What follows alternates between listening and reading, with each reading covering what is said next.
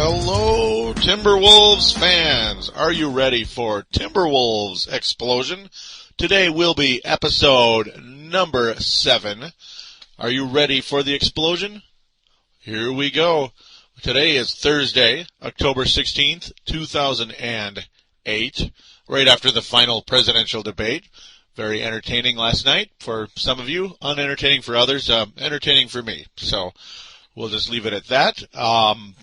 Well, first and foremost, Timberwolves Explosion. We are available on thesportstuff.com and on iTunes. I thank each and every one of you, as always, for listening, downloading, and listening to this show. It is a big deal to me, and I hope it's a big deal to you, because if it is, I would like you to please tell your friend, tell your friends about this show. If they're interested in the Timberwolves, please tell them about this show. Have them check it out and listen and tell their friends.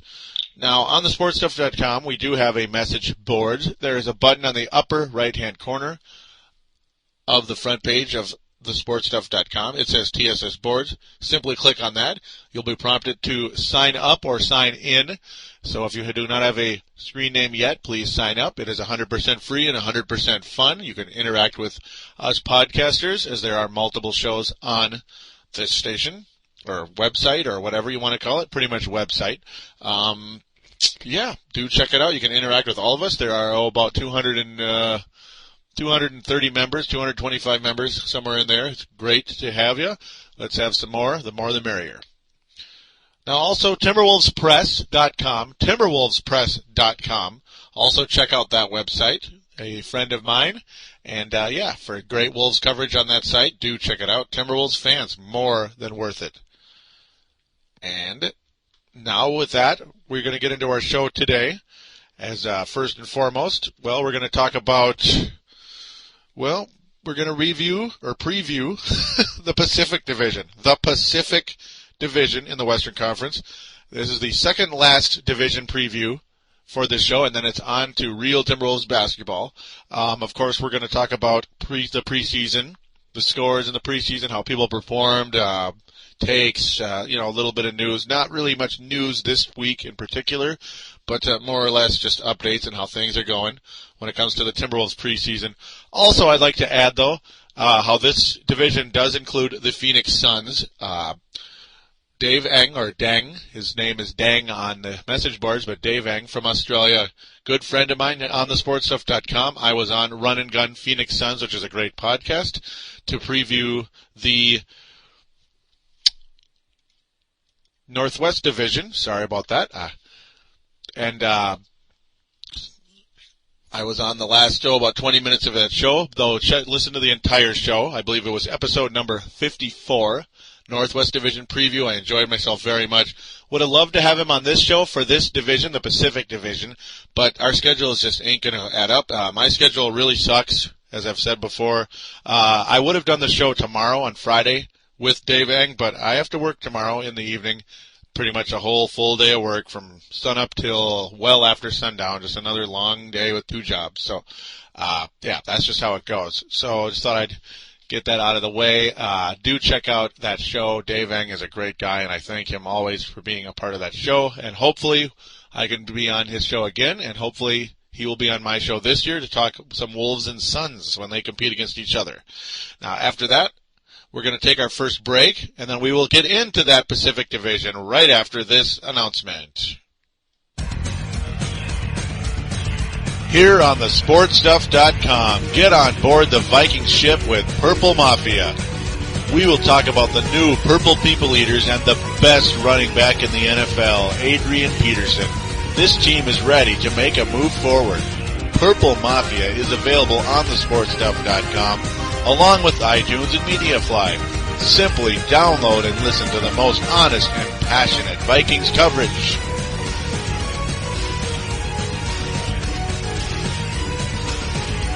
And we are back here on Timberwolves Explosion, again, episode number 7, in case you forgot.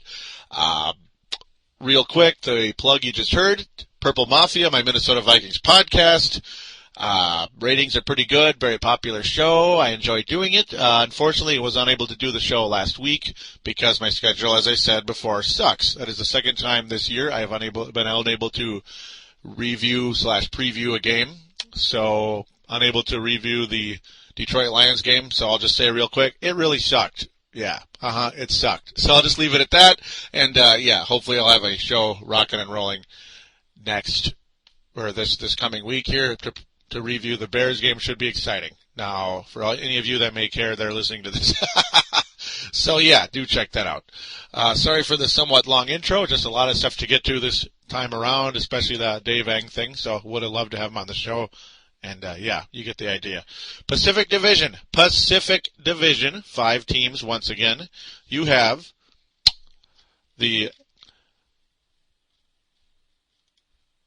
as I apologize, I had the standings for the preseason up. I want the standings from last season up. So yes, last year the LA Lakers finished first, of course, with 57 wins. Phoenix Suns of the Run and Gun Suns finished second, 55 wins. Golden State winning 48, but missing the playoffs in the Western Conference, which is just wow. Yeah, Denver was the 8th seed with 50 wins, by the way. That is just sick, unprecedented insanity. Sacramento managed to win 38 games, despite the fact they only had one really decent player. Then again, that's not entirely true, and I'll get into that. LA Clippers running up the basement at 23 wins, only one more win than the Wolves, but the Wolves appreciate that because they got a few picks higher than the Clippers. Though, their rookie Eric Gordon looking pretty good, so we'll get into that very shortly. First and foremost, we're going to open up with the division champion and Western Conference champion, Los Angeles Lakers. Yes, the Los Angeles Lakers. And only one rookie. They were only able to get one rookie because of the way trades go. Second round pick, 58th overall, Joe Crawford from Kentucky. Wait a minute, Joe Crawford, the ref? Really? I didn't know he's playing. No, just kidding. Sorry, I couldn't resist. Yeah, Joe Crawford. Hopefully not really related to the referee. But, that's just a hot rumor. No, he couldn't be. We'll leave it at that. He is a 6'5" forward from Kentucky. Oh, goody. Probably won't see the light of day. Of course, you have Kobe Bryant, who you could argue the best player in the world overall, but not the most popular player in the world. Was bit by the injury bug earlier in his career, but of late his health has been absolutely excellent. 3 years ago played 80 games, 77 games 2 years ago, and all 82 games last year, despite the fact he had that injured pinky all season. And trust me, I know what it feels like because I dislocated my pinky finger in April, and guess what, folks? It still is giving me problems. Yes. Never went to the doctor. Yeah. Kobe did not have his finger fixed. He had of course, torn tendon in his pinky. But played all 82 games. Couldn't get to the championship, or couldn't win the championship, but they did what they could, the LA Lakers. Yes, they ran into the team I picked to win the whole thing early last year. Like last October, about a year ago, I picked the Boston Celtics to win, and they did. But yeah, Kobe Bryant's numbers down a teeny tiny bit from previous years. Only a few, 3 years ago he averaged 35 points a game. 2 years ago, 31.5. Last year, 28. But that's because Kobe Bryant's approach has improved every year in terms of, he is becoming more and more of a team player. His overall field goal percentage, 3-point percentage, all pretty identical. Assists are identical. Well, the last 2 years, actually, his assists are up from his career average, up to about 5.5 a game. That's pretty darn good for a two-guard. The guy who would like to be Michael Jordan but never will be. Yeah, Kobe Bryant. Obviously, a immensely talented individual, but has not gotten it done without Shaquille O'Neal. The guy who a lot of people could say is the second best player, though he really wasn't able to be that last year. Andrew Bynum, with that injury last season, missed the rest of the year, playing the first 35 games, missed the rest of the year. The Lakers really wish they could have had him in the finals, and who knows what this team could have done if Andrew Bynum was a part of this team last season. Would they have beaten the LA Lakers? Maybe. I don't know. They probably would have had a lot better defense inside, as Pau Gasol not living up to the hype. He's just not a good defensive player. A fantastic offensive player. Farzine, also, I know you're a big fan of the LA Lakers. And Gasol, he was a huge addition, and he's what help put this team in the finals. But man, Andrew Bynum, he is the guy in the middle that would really help things out against the Boston Celtics. Still has not really truly found his offensive game, as he is so young still. I mean, he was born in October 27, 1987. He's only going to be 21 years old. Averaged 13 points a game and about 10 rebounds a game. 2 blocks also to go with that in about 29 minutes in those 35 games that he got to play. Yeah, an emerging talent. When I saw the LA Lakers were able to sneak away with him in the 2005 draft. Now, this was the final draft in NBA history where high school players were allowed to go pro. And yeah, when I saw a guy as big and talented as him going to the LA Lakers, I was like, oh, great. Because I knew Phil Jackson is going back to the Lakers right about the same time. Oh, goody. Here we go again. Here we go again. The Lakers with a superstar center. Yeah, they've had a couple over the last, 40 years, or 50, 60 years. George Mikan, Wilt Chamberlain, Kareem and Shaq. That's not too bad company right there. No, that's not too bad. They're all right. They're decent players. Yeah, that's scary stuff. Here we go again. But yeah, Pau Gasol, of course, the second or third best player. Yeah, just a massive addition to this team. Excited a lot of people. But, well, I guess his shot blocking is better than I remember. He averaged about 1.5 blocks a game last year. Not too bad. Earlier with Memphis 2 years ago, 2 blocks a game. So he does block shots, but the overall defense in the middle, not the greatest, because blocks don't mean everything. They just mean you're blocking shots. That doesn't mean you're actually shutting people down. Just like in the NFL, you can get tons of interceptions, but you might get burned on tons of touchdowns too. So, yeah, it doesn't always add up. You got to shut them down too. Gasol, just amazing field goal percentage last year with the Lakers, about 59%. Yeah, pretty good free throw percentage for a big man, and right about 80. Yeah, an immensely talented individual, though. Obviously, getting into right about the prime of his career.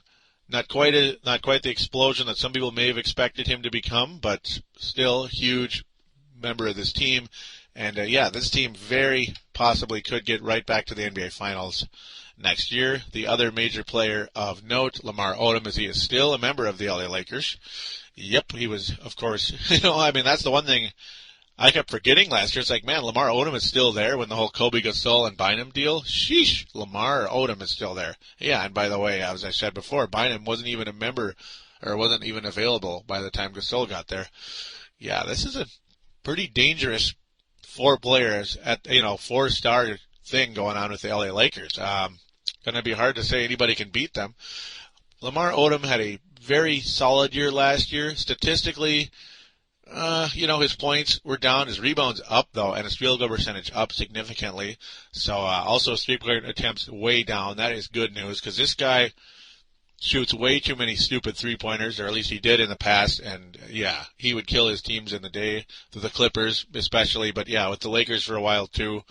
I always remember Phil Jackson with a funny look on his face just when me and Marcus are watching a Laker game. I don't remember who they were playing a few years back. Lamar Odom just heaves the ball up all bored looking, when it's like a buzzer beater at the end of the half. Phil Jackson watches it, and you just watch Phil Jackson just kind of going, shaking his head slowly like, come on, Lamar, what the hell, But, yeah, the guy has streaks of laziness and just, I don't know. He's got some Terrell Brandon in him. He's got some Randy Moss in him. I don't know what all. It's just Lamar Odom would drive just about anybody nuts that respects the game, over the years. Though, as he absolutely let the LA Lakers down in the finals last season. Not the kind of guy you can really count on in a big game, in my opinion. It's all about Kobe Bryant and Andrew Bynum. Pau Gasol and Lamar Odom let the Lakers down in the finals. There is no doubt about it. You can argue with me until you're blue in the face. As the Lakers have a good bench. I think it's overrated. I agree with Marcus the Forecaster. Guys like Jordan Farmar, Sasa Vujacic, Luke Walton, and Vladimir Radmanovic. Oh, Yeah, they're a little overrated. Jordan Farmar, probably the best out of that group overall, in my opinion. Luke Walton is a nice, smart guy, but he's never going to make you forget about anyone, like ever. Vladimir Radmanovich, pretty much a complete bust at about $5-6 million a year. Yikes. Sasha Vujacic, yeah, he can hit the three, but he's a pain in the ass, and no one really likes him. So that's where you go. The other guy, who actually is still a starter, Derek Fisher, still a very solid guy. Perfect type of guy to go with that top heavy team with the Kobe and the big four, so to speak. A perfect team guy. He is never hurt ever. Look at his last 3 years: 82, 82, 82. Yep, this guy's never hurt. He's always solid.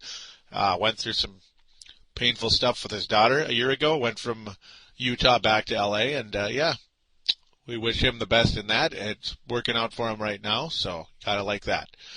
Now we're going to move into Dave Eng's team, the Phoenix Suns. But yeah, first and foremost, real quick on the LA Lakers, my final prediction on the LA Lakers: they are going to win the Western Conference again.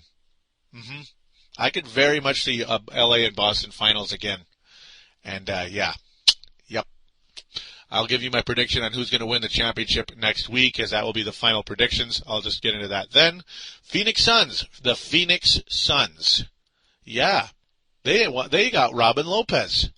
They got that nice defensive player from Stanford. You know, Brooke Lopez's brother, his twin brother, Robin Lopez. This guy can play, folks. I really like him a lot. Not everybody does, but the guy can rebound and block shots, and that's something the Timberwolves could have used. You don't want to take him with a third overall pick or the 10th pick, but for the Suns to nab him at 15, good job, Phoenix. Is a nice guy in the inside in Robin Lopez. I like it very much. Shaquille O'Neal, of course, the main center still, at least for now. 2 years remaining in his career as expected. I mean, yeah, it's pretty much going to be the end of things for Shaquille O'Neal. Really the major free agent addition, or only free agent addition, really the major note for the Phoenix Suns at this point in time. Matt Barnes, small forward from the Golden State Warriors, a solid player. Yeah, he doesn't really specialize in really anything, actually, when I look at it. Three-point percentage is okay, at about 32%. Field goal percentage, 42. Yeah, 6 points, 4 rebounds. So nothing really stands out. He's just a solid guy off the bench. I guess that's all you can say. Not bad for a second-round pick, though, by the Memphis Grizzlies in 2002. So that part is that. Other than that, yeah, you still have Shaquille O'Neal and Steve Nash now, and, of course, Amari Stoudemire. I expected a lot more out of this team in the postseason last year than we got.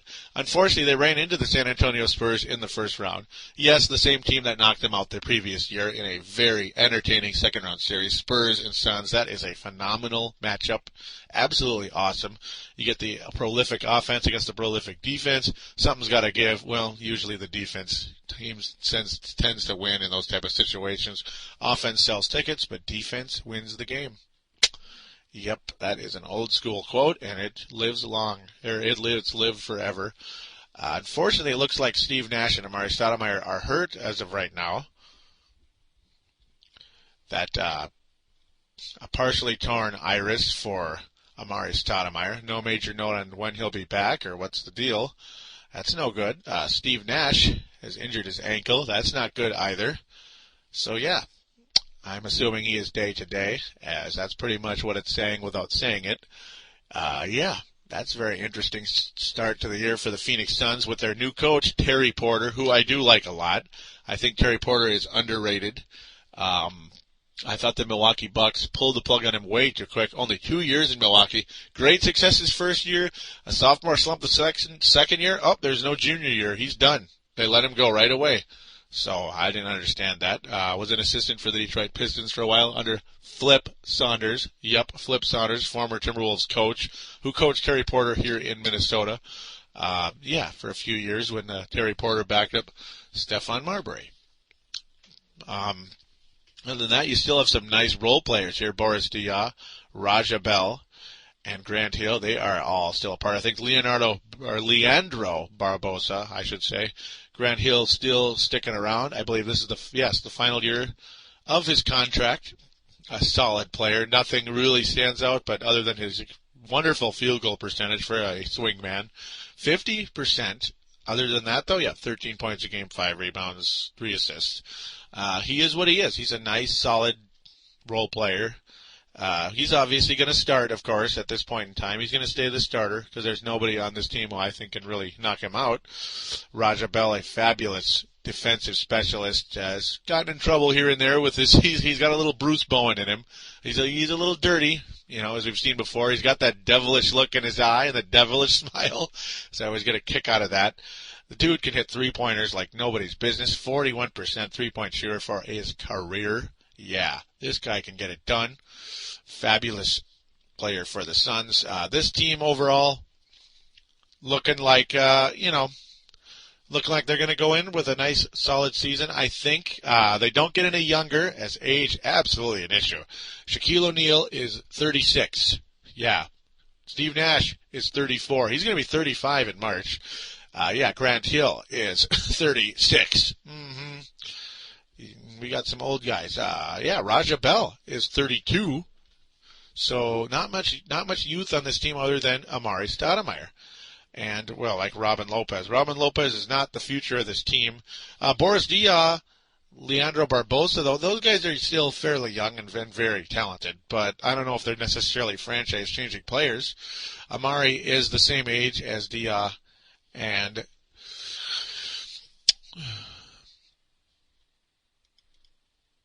Barbosa. A little brain fart there. I apologize. You got those three. Only one of them really a franchise player, in my opinion, and that's Amari Stoudemire, who can score with anybody. Obviously, massive health issue a few years ago with the microfracture surgery. That is a scary thing. Of course, Rashad McCants had the same deal, though 82 games the year after that, and then 79 games last year. So he is stepping up. Absolutely great. Shaquille O'Neal did help because he took a lot of pressure off of Amari Stoudemire. But, Shaq has only got 2 years left on his final contract, and I will emphasize on that. He will retire when his contract is up, as he has made that very clear. How much does Shaq have left? I don't know. Barbosa, though, definitely not showing any ill effects from that injury. 59% from the field last year. This guy gets it done. Absolutely great. 25 points a game. Defense, always an issue, though. He blocks shots at 2 a game, but like Al Jefferson, not necessarily meaning you're a great defensive player because you can block some shots. So that will be a question. We're going to now slide into the Golden State Warriors, who finished third last year with 48 victories. That is a pretty nice team, though they lost.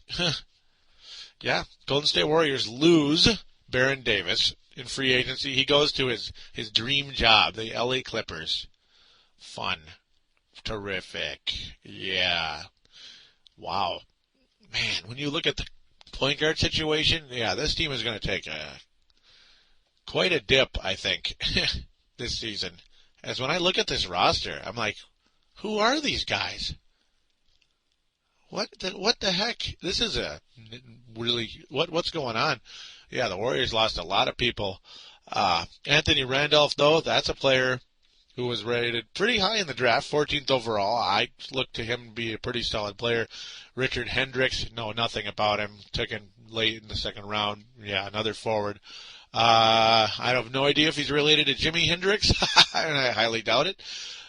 Other than that, you still have Beardrins, who's the starting center. Dan Dickau is a part of this team. Oh, goody. Monta Ellis is suspended for a long time because, he's out for 3 months. We hurt his ankle. Yeah. And he didn't report it to the team, so he is suspended as well as out for a long time. That's really a shame because this guy was becoming a fantastic player, Monta Ellis. He is probably the best player on this team right now, or would have been. A second-round pick, another gem picked by the Golden State Warriors in the second round. Remember, they took Gilbert Arenas in the second round. Started out his career with about 7 points a game. All of a sudden, bam, 16.5, and last year, 20 points a game. He's just a flat-out scorer. For someone his height to have a field goal percentage of 53%. That's insane. 6'2" or 6'3" and he's 53%. Yeah, this guy was. All indications are he was going to become the starting point guard to replace Baron Davis, but yeah, now they're screwed. They're in big trouble. Dan Dickow, I don't know who's really going to start for this team at point guard. Maybe Marcus Williams, I guess. He hasn't really shown much in the NBA yet. Brendan Wright was a disappointing rookie last year, only about 4 points a game. Yeah, not really offering much. I remember the Wolves liked him. That figures. Anybody the Wolves like doesn't always work out. Ooh, but the Golden State Warriors did sign the answer. They signed the answer. Ronnie Turioff. Yep. No, I'm kidding. Nice role player for the Lakers, but that's all he really is. Corey Maggette, though, was signed, though I don't really see him making that much of a difference with this team in terms of, well, statistically, he's a really nice player and everything, but I don't really see him making the Warriors that much better than they were last year. Not necessarily in terms of losing Baron Davis. It was kind of a trade-off, I suppose, but Maggette did average. I will add, though, Maggette did average 22 points a game last year. That just kind of came out of nowhere. He was pretty much a 16 points a game type of guy his whole career. But he exploded last year with the Clippers. Though you have to remember that was at the Clippers. Who else really, was going to take the ball away from him? He pretty much had to be the leading scorer because they had no one else. With no Elton Brand. Baron Davis, of course, was not there yet. So, okay. Sam Cassell is not really a scorer anymore. He's too old. Interesting deal. Steven Jackson still on the team. Always seems to get himself in trouble, but when he's healthy, this guy can play. He averaged 20 points a game for the Warriors last year. But, yeah, this is an interesting bit. Al Harrington is also on this team. Man, this guy never really lived up to the hype. I thought he was going to be a better player than he was. Coming out of high school way back in 98. Man, time flies. But, yeah, to me, this guy never lived up to the hype. He's only a 13 points a game guy. Not really much of a rebounder either. Hard to say where this team's going to finish. It really is. Monta Ellis being gone for 3 months, though, that sucks. So, this team, almost no chance to make the playoffs this coming season. Moving on quickly to the Sacramento Kings, who were able to get Jason Thompson from Rider University in the first round. Other than that, there's a couple of second-round picks, Sean Singletary and Patrick Ewing Jr., who from Georgetown got traded to the New York Knicks. So, yeah, the New York Knicks have Patrick Ewing. He's back, kind of. This team is filled with nice role players. But who's their star, really, overall? I guess it's Kevin Martin, But Kevin Martin was the kind of guy, he just kind of came out of nowhere. He was a late first-round pick in 2004 by the Kings. He's a scoring machine, but, he averaged 23 points a game, 4.5 rebounds. But is this guy really the kind of player you can look at as a franchise player? No, I can't say that. Otherwise, yeah, like I said, filled with role players. Beno Udrih, though, here's a gem that the Kings picked up out of nowhere from San Antonio. He was left for dead on the San Antonio bench. At very, very best, he was a okay role player, like kind of a third point guard type of guy with the Spurs. And boom, nice year last year. His numbers don't indicate how good of a year he had. 12 or about 13 points, 4.5 assists. Not that exciting when you look at that, but earlier on in the year when he had more playing time, he was pretty good. Francisco Garcia, to this point, he's okay. But he's not quite as. At least he broke double digits his first 2 years in the league. Really slow start to his career. A lot of people thought this guy was going to be better than he has been. He's okay. 12 points a game, but I don't know. Well, he can hit the three-pointer. His field goal percentage is solid, but he doesn't really do much else. So, not the most exciting guy. I'm glad the Wolves didn't take him that year in 2005, though not necessarily thrilled with Rashad McCants either. Spencer Hawes, there was a guy a lot of people thought the Wolves should have taken last year. Yikes. Good thing they didn't. About 4.5 points and 3 rebounds a game. Oh, goody. Boring player. Bobby Jackson's back. There's another role player. He was on the Hornets for a few years and then got traded to Houston. He's a solid role player, but he's getting way up there in years. Former Minnesota Gopher legend on that Final Four run. Oh, yeah, the Final Four run that got erased from existence because of Clem Haskins' scandal. But, yeah, other than that, yeah, Bobby Jackson. Yeah, he's 35 years old, going to turn 36 in March. So, not much left probably in the tank for him. Mikey Moore, that's another role player. Just another role player, but, the last couple of years he's carved out a nice niche with the New Jersey Nets and Sacramento Kings, averaging about 9 or 10 points a game, 6 rebounds, not bad, but not great because he doesn't do anything else. Brad Miller is still in Sacramento, amazingly. He has stuck it out forever. I can't believe he's still there, considering all of his former teammates and those good runs are long gone. Stojakovic, Chris Webber, Mike Bibby, all long gone. Brad Miller's still there. Shucks, even Ron Artest is gone. No. Yeah, Ron Artest, of course, gone as well. Brad Miller, a nice fantasy player for you fantasy players out there at times when healthy, but definitely his numbers have dropped over the last few years. He's kind of become a boring player, about 12 points, 9 rebounds. Oh, goody. And that's just who he is. Other than that, this is the role player team. They're not the Kings, they're the Sacramento role players. So we're going to quickly get into one last team here, and that is the Clippers. We talk about role players. That's all the Clippers have been. No, I'm just kidding. Well, they did sign Baron Davis, so that was a big deal. They also made a trade for Marcus Camby, which was basically for free. But the acquisition of the year, the best acquisition in the entire free agency this year was Ricky Davis. No, I'm sorry. I'm sorry about that. I couldn't help it. No, Ricky Davis. Oh, goody. They signed him to a 1-year deal. I don't know why you would do that when you get a couple of solid, nice players like Baron Davis, Marcus Camby, and a young base like Al Thornton, Chris Kaman, guys like that. DeAndre Jordan, maybe. He's a sneaky one. The rookie DeAndre Jordan, Coutinho Mobley, who's kind of crazy but good when he's on. I don't know. Ricky Davis, I don't know.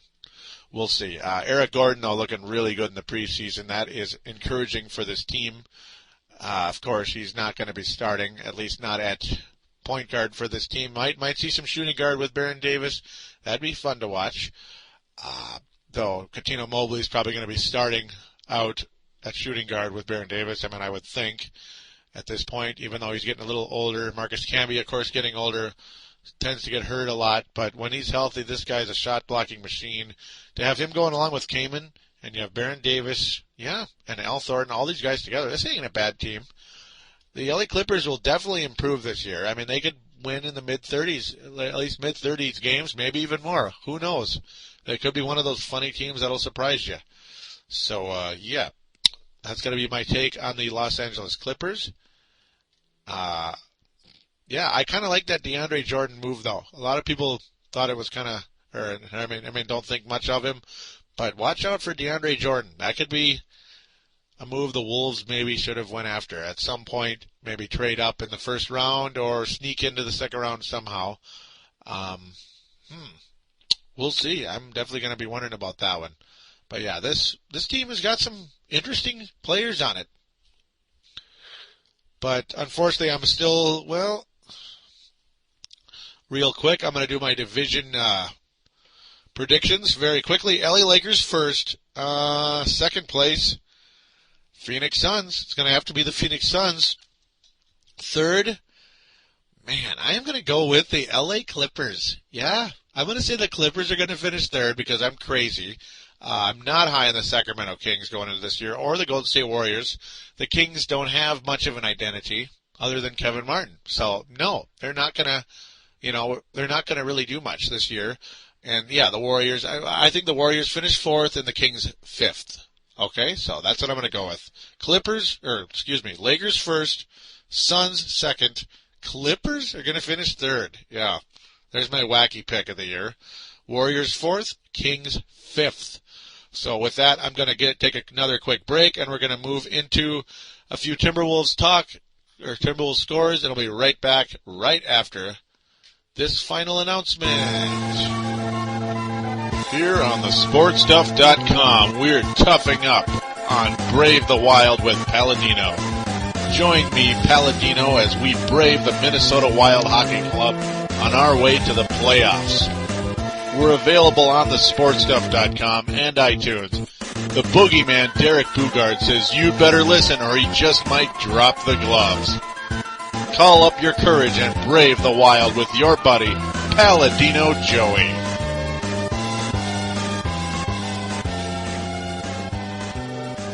And we're right back here on Timberwolves Explosion, as now we're going to, first and foremost, the commercial you just heard, Brave the Wild. Minnesota Wild podcast. Hockey fans, do check it out. Talk some hockey. Regular season hockey is underway, baby. Probably have a new show out for you, Saturday or so. So just thought I'd fill you in on that. Now, very quickly, with the Minnesota Timberwolves, well, the only news going on right now with them is Sebastian Telfair will be suspended for the first 3 games of the year due to the whole loaded pistol and speeding without a license incident that happened when he was still with the Celtics, which pretty much led to his departure from the Boston Celtics a year and a half ago. That still caught up with Sebastian Telfair, as there was no disciplinary action taken yet, and there it is. So that's your Timberwolves news. Oh, goody. Not much going on with that, huh? Other than that, let's talk about Corey Brewer's improvement, and he has improved greatly. Now, there's only been 1 game since our last show, episode number 6, and in that game, Corey Brewer was fantastic. Well, the Timberwolves played the Chicago Bulls earlier this week, and that was Tuesday night in Chicago. Chicago Bulls took a 19-point lead in this game. The Timberwolves came back and won 96-86. So that's very encouraging in that sense. Yet, Randy Foye, man. Randy Foye. Now, they're doing that little Foye-Telfair backcourt again, which, I don't know. It doesn't do much for me. Just look at these numbers. They each had 7 points and 1 assist each. 1 assist. What the heck, man? Why is Al Jefferson leading the Timberwolves in assists? Why are the Timberwolves only getting 14 assists in this game? 14. Come on. Seriously, that sucks. Jefferson with 13.7 rebounds, 4 assists. So that's nice to see Jefferson getting assists, but he shouldn't be leading the team in assists, and you have Telfair and Foye. Randy Foye had 4 turnovers in this game. I know it's preseason, but you know what? A lot of times when a player is starting to turn the corner and starting to play some good basketball, you see it in the preseason because they're still going to play. They're not going to just stand there and pretend to play, and then, now I'm going to come out in the season opener. No, Randy Foye should be better than this. This sucks, man. Rashad McCants continues to score, but he was 4 of 15 from the floor and 0 of 4 from three-point range. I believe I've made my feelings known on Rashad McCants over the course of time. This guy's out of control and way too interested in gunning. That's all he does. Craig Smith had a nice little breakout party coming back from injury, 10 points, 7 rebounds. Kevin Love led the team, had 8 rebounds and 10 points, so his number's solid, improving off of that pretty bad performance in Denver when he got owned by Kenyon frickin' Martin. Ugh, can't believe it. Man. Ryan Gomes and Kevin Ollie had the highest plus minus in the game, which is kind of funny, as they were pretty much in there during the run, so that's great.